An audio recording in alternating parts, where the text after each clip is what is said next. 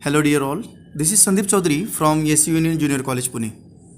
Today, we are going to start third poem of Standard 12th. First, we are going to solve icebreakers. So, let's start.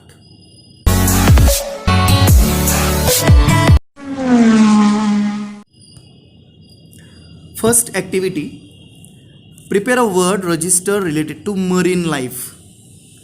First word sailor is given there. Now other words which are related to marine life such as fish, seahorse, scraps, ocean, salty water, ship, icebergs, shells, island, coral beaches, rock, sand, etc. So all these words which are related to marine life are called as registers. Second activity, the functions of the lighthouse. First function is already given there. Lighthouse shows direction. So other function such as to serve as a navigational aids tool for sailors. Whenever the ships will be in the ocean sea, it shows right direction to them, to guide during storm, tempest, to find proper way for ship, even give warning message about danger in sea areas. So we have solved two icebreakers. Let's get more information about the poem. The Inchcape Rock, the poem by Robert Southey. See, now we are going to discuss information about Robert Southey in detail. He was born in Bristol, England. He is basically English poet. His period, it is from 1774 to 1843. He was the son of draper. Draper means a person who sells textile fabric at Westminster School and Balliol College, Oxford. He was a poet laureate of England from 1813 to 1843. Some of his short poems, such as The Scholar, The Battle of Blame, The Bishop Hatto, and the most important and popular poem, The Inchcape Rock, it is very popular among children. The Inchcape Rock is a ballad. See, basically, ballad is a song that tells a story. It can be dramatic, funny, or romantic. Traditionally, the ballad has been considered as a folklore versus narrative which has strong associations with communal dancing. Generally, the term is used for a narrative poem which uses an elliptical and highly stylized mode of narration. So, this poem, The Inchcape Rock, the story of 14th century attempt by Abbot of Aberthock to install a warning bell on Inchcape, a notorious sandstone reef about 11 miles, that is 18 kilometers off the east coast of Angus, Scotland, near Dundee and Fife, occupied by the Bell Lighthouse. Robert Southey was inspired by the legendary story of pirate who removed the bell on the Inchcape Rock placed by the abbot of Aberthock. The poem gives us message that those who do wrong things will meet with their due punishment. Dear students, in this poem we get narration about two important character, that is Sir Ralph, the Siror, and the abbot of Aberthock. Abbot means the holy priest, father of the church. The story here, the central character, abbot of Aberthock and Sir Ralph the Roar. Here, this poem is quite lengthy as it is a story, and basically this is a ballad. Poet try to narrate the story using different style and techniques. He has tried to inculcate various images, various figure of speech, and particular rhyming scheme in this poem.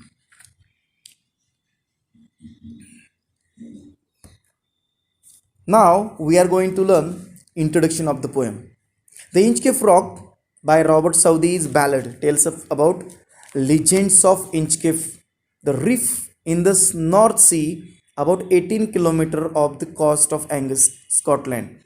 The story is about a holy and a good abbot of Abertoch and the devilish wicked Sir Ralph the Rover.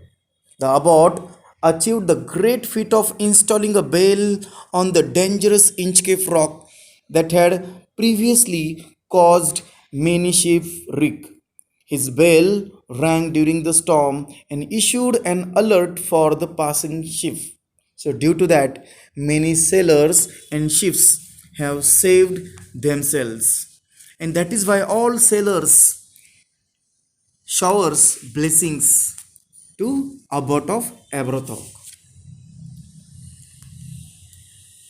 But it was the rower who felt jealous at the fame of the abbot and planned to cut down the bell from the Inchcape Rock. And so he did. The Ralph the rower was actually a sea pirate. He needed to destroy the bell to accomplish his desire to rob more ships by putting them in danger. But finally, he himself was the victim of the Inchcape Rock. One day, his ship was left in the midst of storms, lost the direction, and crashed against the rock. Thus, the rover was punished for his sinful work. So here, Robert Southey, the poet of the poem, want to give clear message, delivers a clear message that as you sow shall you reap. So the poem Inchcape Rock is a didactic in nature and most of Southey's poem. The poem is a bit long as a ballad should be. It consists of 17 stanzas of the 4 lines each. The first poem, the first two and the last 2 lines, each stanza rhyme with each other. The rhyming scheme of the stanza is AABB for each stanza, which is applicable throughout the poem. We have just tried to get information about the theme of the poem and more detailed information about the poem. In next part, we will try to learn stanza-wise analysis of the poem.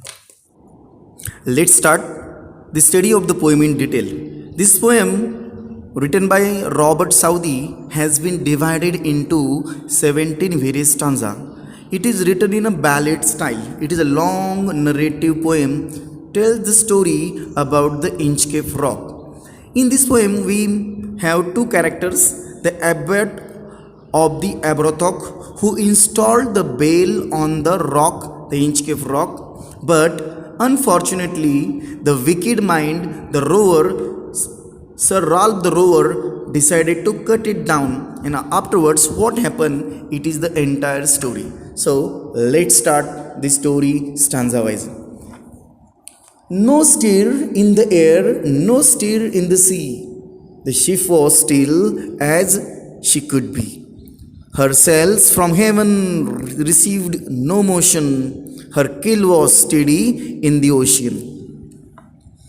Dear student, we learn that the bell was installed on the mountain, on the rock, because it will give alarming message to the sailor at the time of tempest. But right now the atmosphere is totally calm, and that is why the bell didn't make any kind of alarming sound, didn't give any message to the sailor. So in first stanza we learn no stir, there is no waves, no tempest, no stir in the sea. And you know that when there would be tempest, storm, definitely the waves, wind flow, blow very fast.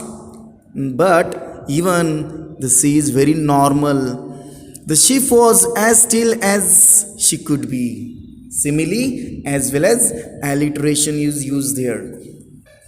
The ship is directly compared with the atmosphere. Her shells from heaven received no motion. Her keel means a long piece of wood or metal on the bottom of a ship or a boat. Usually you know that there is an anchor, but Anchor is also try to fix the ship at the shore of the ocean. Even the keel is metal piece, which due to that ship does not move at all. So in first stanza, we come to know that here, due to the normal atmosphere, there is no tempest, no storm at all in the ocean, and we come to know the total calmness of the sea. Let's see second stanza. Without either sign or sound of their shock, the waves flowed over the Inchcape rock. So little they rose, so little they fell, they did not move the Inchcape bell. See, in second stanza, as we already come to know that the atmosphere is totally calm. In second stanza, there are mild sea waves. The sea waves are rising and falling, but their height is very little.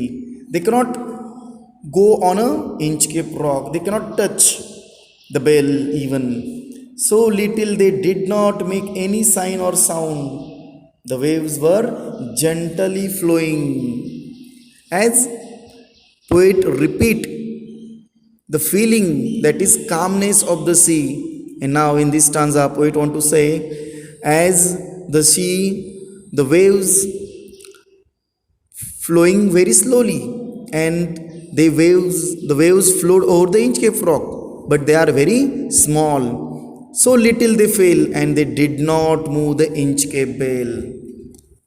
And when these waves doesn't touch the Inchcape bell, it will not give any kind of message. It will not ring at all. So in second stanza, poet continue the feeling, want to tell the beautiful atmosphere, calm atmosphere, stubbornness of the ship and Inchcape rock, which was installed by the abbot, the angel of the Aberthock.